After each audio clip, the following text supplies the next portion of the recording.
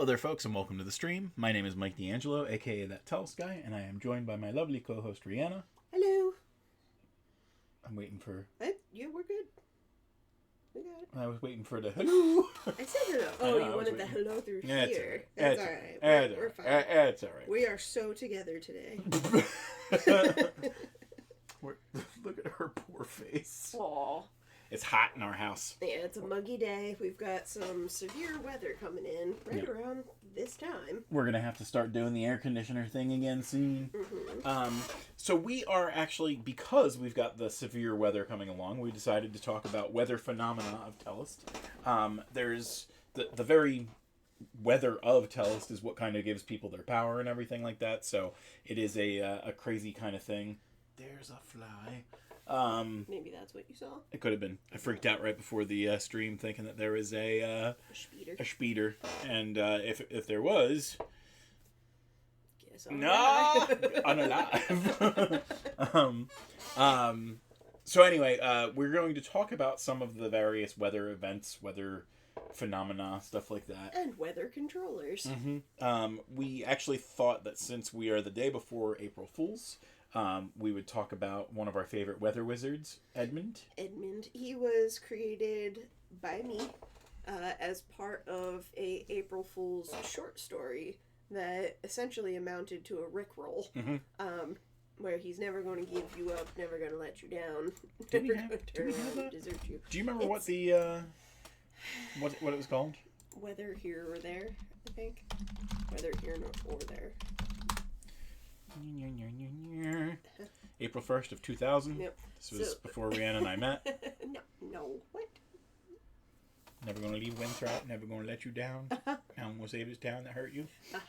So the idea behind it is there's a lady named Cassandra who thinks she's good at predicting the weather, but Edmund, who is a weather wizard, decided he would make her think her predictions were real as opposed to letting her have the ridicule of the town.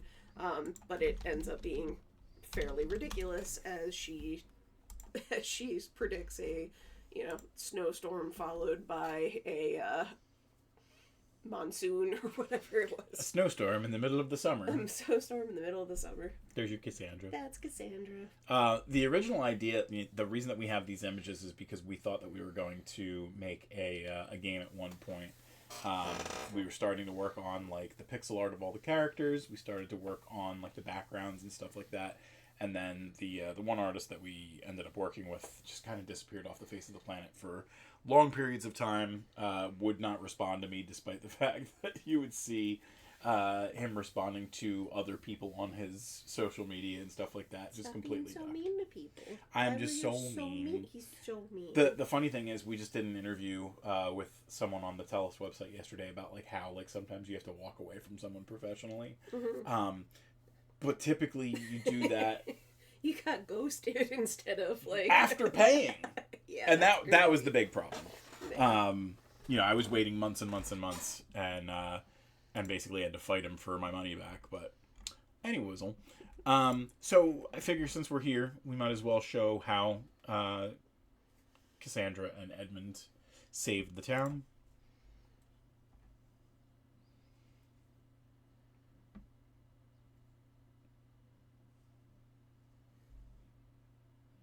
Got him. Did I get you too? Yeah. It was your idea. I thought about it for a second. I was like, wait, are we showing an art? And I realized. You only realized once you was got. Yeah, pretty much. I got rickrolled. My hair feels very moist right now. Well, that's because Luna licked the crap out of your scalp today. A great flood. A great flood, which is what he saves them from. So anyway, there was a continued story of Edmund and Cassandra in which they join essentially a pirate crew.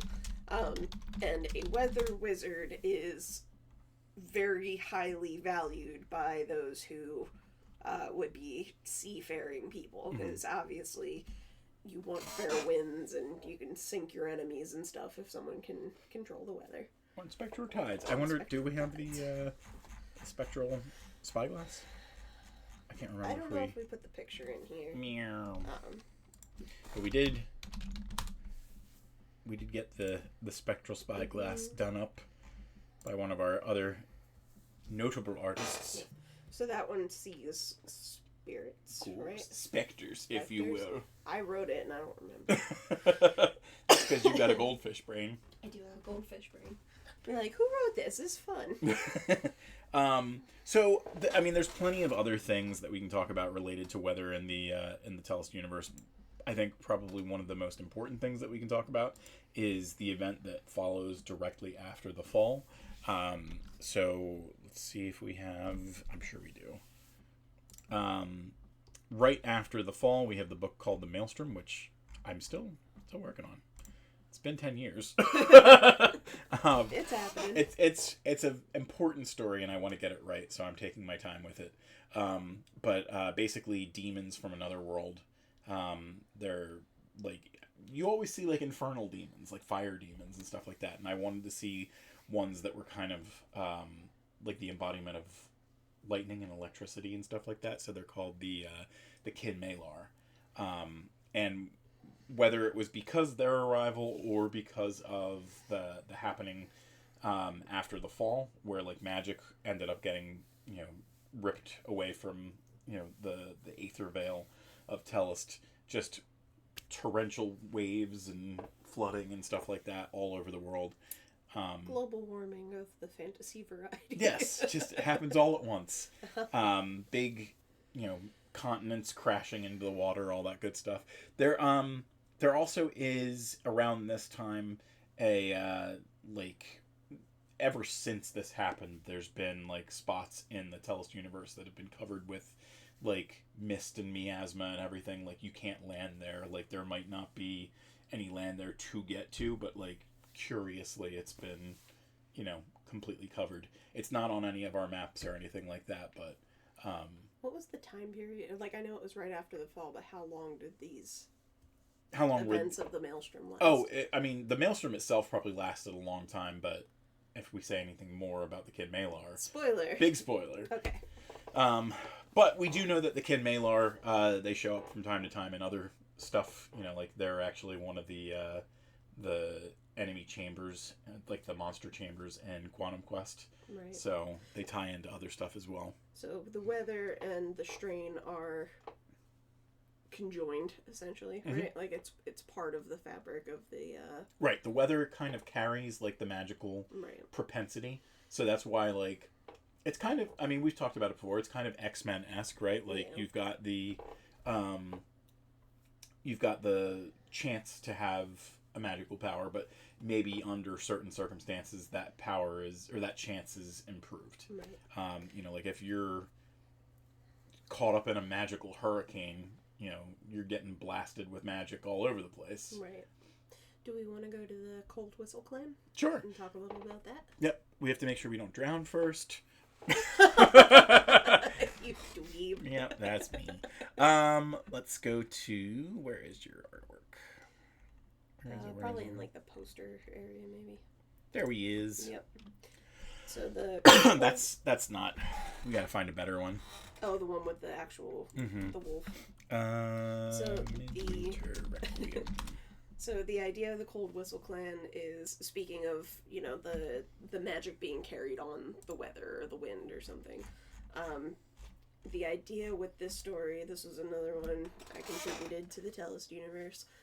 It's a dwarven tale of the first ruler of the Cold Whistle Clan and why they're called that. And essentially, Ylva, who's their... I don't know if I'll spoil it. It's long enough. So Ylva events occur that turn her into a wolf, essentially.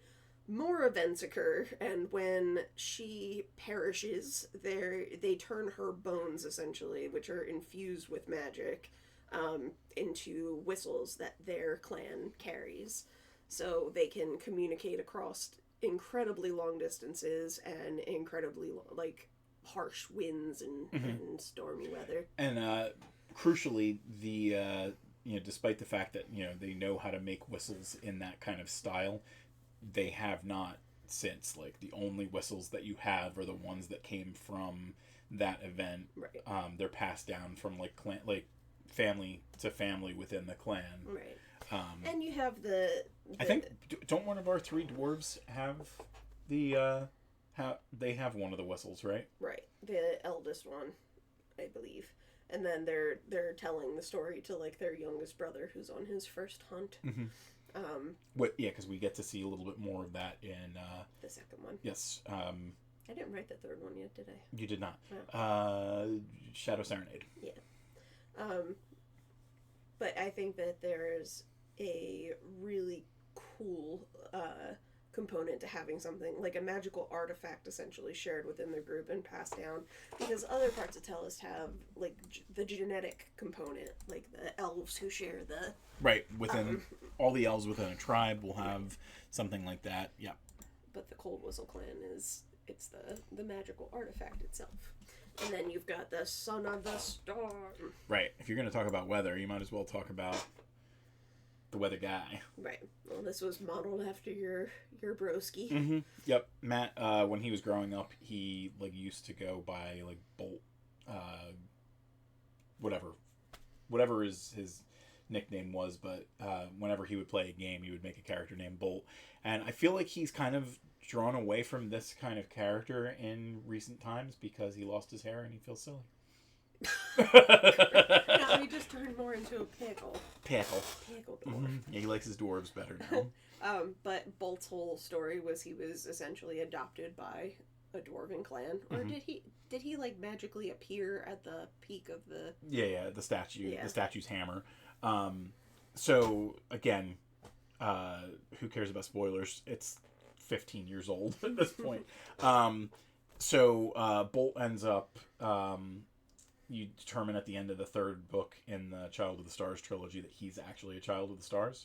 And all the Children of the Stars have the ability to use like certain items in the Tellest universe that other people cannot. Like, it just appears like a mundane item to other people.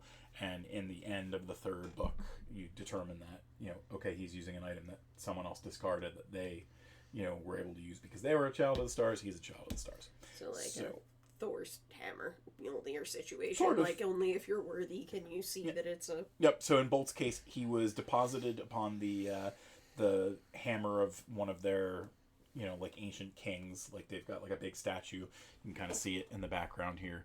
And he was adopted by the dwarves. They were trying to debate whether or not it was a good or a bad omen, and he ended up being a hero for the dwarves. He's got electrical abilities. Yeah, he can bring the thunder and the lightning. Yep. So Bolt was an apt name for him, but I think they named him Bolt because of he was quote unquote deposited upon the hammer on a bolt of lightning. And then the clan that he happens to be a part of is Thunder Fury. So it makes sense. It makes the sense. And then the Thundies. And then there's a sequel to Son of the Storm as well, which is Lord of Thunder. I'm sorry. Bless you. Bless you. Now, the question is he the Lord of Thunder, or is our big hulking frost giant the Lord of Thunder? Is it because he makes thunder every time he walks? Claps them butt cheeks. Oh, God. thunderous butt cheeks. Thunder thighs. Sorry, that was the first thing I thought of. I would say that the frost giant perhaps like fancies himself the Lord of Thunder, and then Bolt comes along and is like, "Oh yeah, yeah." You want to at me, bro? We are working on like the storyboarding of the 3rd book. I've been a little bit slow to get back into writing after the Kickstarter last year, but we're going to try and get back into that soon. And one of the books that we're going to be working on is the 3rd book in the Son of the Storm trilogy, which is the King of Winter. So more elemental exploration. Well, it makes sense because they're the frost giants, and yeah. Well, frost is a weather. Well, he's not going to be in it. He did. He did. He did. He did, and we're spoiling it for everyone. No, it's all right. He's been dead a long time. Yep. He was a walking corpse there, basically. It's like Snape. Just wanted. You kind of gotta. Just cut your losses at one point. Mm-hmm. What other weather you want to talk about? Well, let's go to... We've talked about a lot of wet stuff. Let's go to, like, Kainani in the desert. I want to look at our dragon speaker. Mm-hmm. Well, that's a dragon speaker. Mm-hmm. She's a Kaja in the Oasis, essentially. Right. Yeah, she lives in Savion, which is a continent across the sea from our main continent of Draconis. And her whole thing is, like, the desert that she lives in is pretty harsh, and every one of the Kaja tribes that live there have a dragon companion, like a dragon guardian. And at least her clan, they believe that they need a dragon speaker to bond with that dragon. And when either the dragon or the speaker dies, then there needs to be a new connection made. Mm-hmm. And her journey is making the connection. Mm-hmm. Go to the book cover if you can. I also just realized how much she looks like a serval, and I love that. Like a serval? A serval. Mm-hmm. Well, that makes sense. Mm-hmm. Let's see, where is the dragon speaker cover? Is it not on there? It's good art. That kind of seems weird that it's not on there, doesn't it? Mm-hmm. Did we put it with palms? That's weird. How is it that... I don't know. Well, I'm sure I can find it, but that is very weird that we didn't have that up there. I'm sure it's on there somewhere else. We have the interim cover art. What the heck? Well, look at... Here. Go down. That one. Just to see the... No, not that one. What are we looking at? The other one had, like, the cover art in the corner, didn't it? Yeah, there you go. Oh, this one? Yeah. That's get these 3 books absolutely free, which is not relevant anymore. There you go. Here you I think go. this is going to bring us to Amazon. Go click on the dragon speaker. Oh, God, no. Oh, jeez. Hold on. 1 second. Yep. That's as big as it gets. Give me a second. You keep talking. I'll find the... So anyway, we're just trying to show you the variety of landscapes that you'll find in Tellest, one of which being the desert, which is... prone to sandstorms. We thought that we should have talked about Foster Villa, because that's where they have the Death Winds. We have time. Whoop. Stop it. I'm not telling you on the internet what he just said. The idea behind them being in Savion with dragons in, like, more of a desert landscape is it just made sense. Like, they're big scaly creatures and they breathe fire. I feel like almost... So, you know how Toothless is, like, cat-like? Mm-hmm. Like, from the How to Tame Your Dragon thing. So this is just a big litter box for the dragons. Is that what... See? Bug. Oh, I see the bug. I don't know what kind of bug. Probably a mosquito. It could be a mosquito. It could be just a gnat. No, that's a skeeter. I'm gonna get all itchy. So, and within the Tellest universe, we've talked about how, like, the cats and dragons have, like, they're said to have... Oh, it's speak now. I was looking at the bug. I didn't notice. That was up there well before the bug, too. Good times. Anyway, the cats and dragons have a connection. Yeah, they're said to have, like, basically, like, descended from the same creature or something like that. And in a lot of ways, Talaris? Was that the... It's been so long since I've read Dragon Speaker or worked on any of the Dragon Speaker stuff. I think it's Talaris. Has a lot of cat-like, you know, traits and stuff like that, too, so... Yeah. Deathwinds. Deathwinds. Deathwinds. So I don't think that we have pictures of the Deathwinds, but we should have... But you can imagine. You can imagine the winds, and they're so deathy. Think about what wind looks like, then have death about it. I really need to have these broken up a little bit better, but here's the dunes outside of Foster Villa. And you can kind of see some sandstorms brewing up there. Basically, the death winds are said to drive people insane outside of the city of Foster Villa. So if you are going to travel, you need to travel like with like a covered wagon, basically. There's a woman who lives in Fosterville, the Sultan's daughter, basically, who she was affected by the Death Winds when she was born, and it turned her hair all white and stuff. So does I'm not really familiar with the Death Winds. Is the idea that it like sounds like people dying, or is it? Nope, just a very, very deadly wind. Ah, I see. Like there's some people who think it's a myth, and there's something else that's causing whatever problem, but no, it's just, like if you see like the wind whipping through the sands, like you got to figure out something to do. Some people will literally just like dig a hole in the sand and like try and cover themselves with it. I'll just take my chances in this little sand hole. Yep. I mean, at that point, what are you going to do about it? Yep. How about Riptide? Riptide, Would that be considered weathery? Yeah, I would say so. I mean, he has control over the water and stuff like that. Right. I know that I have that because that cover is here. Oh, wait a minute. I got 2 covers. So he was in the interim cover.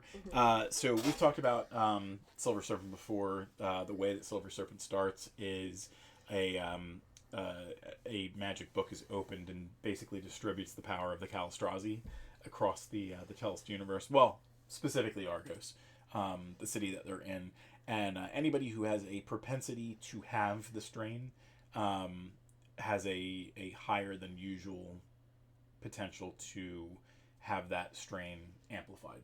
I don't think it's that way for everyone, because I don't think that Riptide had a power, but I think that somebody who a Calistrazi power that was cataloged within that book basically got loose and infected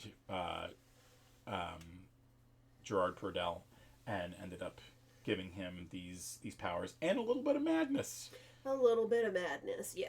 But he has he's basically your whirlpool guy. Yeah, he's hydro or, anybody with water powers. A cool character. It'll be interesting to explore that a little bit more. I think the fact that we saw something brew out of the Arcanix Compendium, I think that it would be interesting to go back in the past and see why that happened. We should make a character called like Drought or something, and they like absorb water. I like that. From the air. That's terrifying. It is terrifying because people are mostly water, so he could just shrivel everybody up. And we've seen in the Avatar universe that, bloodbending is... Yep. Essentially, they would like mummify the people instantly. We ended up going from weather to elements pretty much, and that's okay. Well, what other weather is there? There's rain. Do we have rain in Tellest? No, there's no rain. No rain at all, unfortunately. But that would be an interesting thing to explore, like poison rain. Acid rain, essentially. Well, you know what we do? I don't have a picture for it or anything like that. I think maybe I did like an AI thing just to have some stupid thing. But Days of Shadow might have a cover image. Or it might not. And then I would also ask, no Piacture. What is the method for predicting weather in Tellest? Is it something that like the wizards would be more attuned to? I think so. Yeah, I think that especially because weather and magic kind of flow together in the Tellest universe, there's people who are more prone to be able to feel that arcane feeling in the atmosphere. In theory, Luca would be extremely sensitive to extreme weather events, right? Yeah. Same way I feel it in my bones, Luca feels it in his bones. It's true. Oh, I'm getting too old for this. Oh, my left knee is telling me we're going to have rain for 2 days. Mm-hmm. We're going to have hail that turns frogs into newts. I like it. Alright, so we talked about snow, we talked about... Do we have any tornadoes? Yeah, of course we have tornadoes. Draconis is right in Tornado Alley. Ah, I see. Do we have any... Cyclones? Or anyone that's capable of controlling the wind itself? Well, I mean, you've got wizards who have, like that kind of power. Naralindra is a big... True. She likes to play with wind a lot. Mm-hmm. You have her art. I do have her art. Load it up. Load it up. Arnar. Arnar. I have quite a lot of Narrowlingers, actually. You gotta keep talking. Oh yeah, I forgot. I'm not a good co-host. I was just chilling. I was honestly thinking about umbrellas. In the Tellest universe, would they look like our umbrellas? Are they different? Well, I got a little... Umbrellas are very different. They go in instead of out. Oh my goodness. So it's just a bowl on your head? Mm-hmm. I see. There's some Narrowlingers. It looks like some of them, as I mentioned to you, we got hacked a while back, and I think that there was some extra culling on my end to like clean it up and make sure that things were fixed, but I ended up damaging things in the meantime. She's got a wand. She does have a wand. She's actually, I think, one of our first people who we made that had a wand. Nice. Yeah. What is the weather preventative items look like when you have magic wielders? Like, is there like a prevent wet spell that someone could like? Oh, I'm sure. Like, yeah. Just cast a force field around them. 100%. So... In fact, shield magic is some of the easiest magic to cast, right? So like, if you have the means to get a wizard to do something like that, a really quick scroll. It's raining, but I'm just going to walk to my carriage, and just the rain is just kind of dropping off, like, above your head, you know? It's got to be a weird thing to see, like, a little protective bubble. It's fun. I like it, though. I wonder if there's, like, we should explore this, because I feel like an umbrella is fairly specific to, like, our world. You know what I mean? Like, the mechanics of an umbrella itself. Right. Well, you got to figure, like, in a lot of cases, you know, like, you're learning how to do things out of necessity. So, like, other people's necessities might drive them to do something in a different way. Like, especially if magic is involved. You know, we have, I don't know if I have the artifacts on here, but I feel like instead of that, they would have like a cloak that had a particularly like structured hood or something, you know? Like in that world. Yeah, and I guess it really depends. Like, are you talking about a person who has like means, or are you, the common man? Yeah. And again, even at that point, like, can a mage make money off of the common folk by doing something really simple that, you know, lasts forever? But then you've got things like this, the Sunstone, which in some cases kind of follows you around like a drone. So in theory, like, those who are well-to-do could basically have, like, a flying umbrella or the like, you know, like some kind of, like, little hill-shaped thing that goes above them. So now this takes me into the topic for a completely different episode, like the Tellest legal system, because I feel like you could easily have a Mr. Burns type who hates the sun or is like vampiric by nature, just magically block out the sun, and then you have like a bunch of farmers in their lands like, excuse me, our crops can't grow without this. Rhianna read like a third of the second book of the Tellest universe, and she does not know that in the third of that book we had a character who blocked out the sun. You had a Mr. Burns moment? And he was a vampire. Oh my god, I love it. Mm-hmm. And it was in the same place that the Death Winds are. Oh, shit. So it all ties together. All right then. I think that's a good note to end on. There we go. You're like, it's too hot. It is hot. I want to go downstairs. So, folks, on the screen right now, you'll see all the places that you can find Tellest out there on the internet. Tellest.com is a great place to start. You can see all these things in the art gallery that we showed off earlier, and we have, I think, something like 300 pieces of art at this point. And we are back to doing them once a week. Again, I kind of fell off when we got hacked and lost a lot of content, but we're getting that back up and online. We've got a couple of places that you can find map stuff. Patreon.com/Tellest is where you can find all of our maps. Very, very cheap. $5 for high-res gridded and gridless. $10 for variants and the like. And we do between 4 and 8, sometimes even more than that every month. We've also got Tellest.etsy.com, where currently the cloth maps are not available, but we do have a fun pivot that we started. Yeah, it looks really good. Yep, portfolio book. Yep, kind of the same way that like Tanner Yarrow and Tom Cardos do their books, but we figured a way to do it kind of affordably in like a modular way that we think that people will like. We've got a convention coming up in 2 weeks that we're going to give it a test try and see if people like it. If digital is more your style, you can go to battlemapfantasy.com, where we have 194 of our maps on Drive-Thru RPG. We also have 2 TikTok channels that you should check out. At Weird Witch Wands is... Oh. No, it was 7 days ago. I thought I was distracted, and I thought someone told me to hydrate. But we should hydrate. We should, actually. At Weird Witch Wands is where you can find all of Rhianna's handcrafted goodies. She's got wands. So many on the way. Yeah, she's got like 52 that are like in prep work right now. Yep. With another like 20 or so on the way after that. But like I said, we've got that convention coming up, and she's trying to work her butt off to get it there. At Tales of Tellest is where you can find our poochies. You won't find them doing anything interesting or fun right now. They are completely passed out. This one, I'm pretty sure she's still alive. Hello. Okay? Luna. Luna. Luna. Luna. Luna. Are you okay? She's okay. She's alive. Barely. Oh my god. Come, wake up. Then we got 2 video channels that you can check out. YouTube.com/@worldoftellest is where you can find all of these videos even after Twitch knocks us off the platform after the 30 days or whatever. But twitch.tv/thattellest guy is the only place that you can come to check us out live, chat with us, get your quest coins up. I keep on saying it, but we're getting closer and closer to doing the QQ lives again. So definitely check that out when it's time. But we're going to wrap things up. That'll do it for today. I will be back tomorrow doing some maps, but until then, we'll miss you.